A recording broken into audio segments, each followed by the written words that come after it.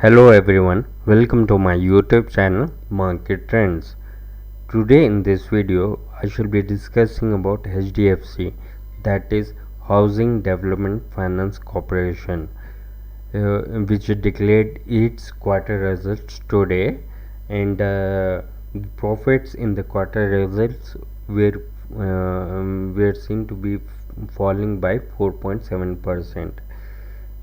If we talk in terms of currency, that is 3203 crores, whereas this was the poll conducted by CNBC TV 18 expected it to be around 2698 crores.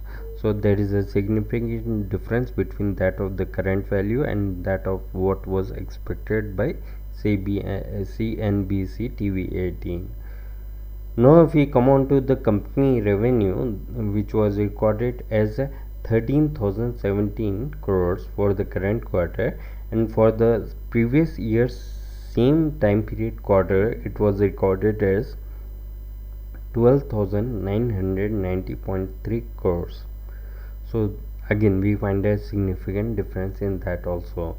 And the next thing that is to be discussed is regarding net interest income, that is in short form is also said as NII. The NII for the current quarter is recorded to be 3,392 crores, whereas it was recorded in the previous year same quarter time frame as 3,079 crores. As per what was expected by CNBC TV 18 poll, it was 3,419 crores.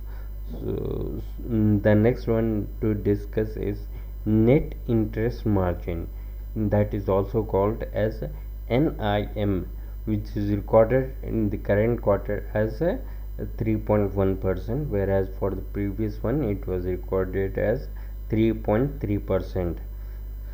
The company kept a provision of 1,199 crores for COVID-19 issue. Apart from that, the individual loans for moratorium 1 under moratorium 1 stood at 22.6%, whereas they stood 16.6% in the second moratorium. Now coming on to the next one, the company had to say that it was comfortable in the liquidity position and saw a strong 26% year-on-year growth in deposits.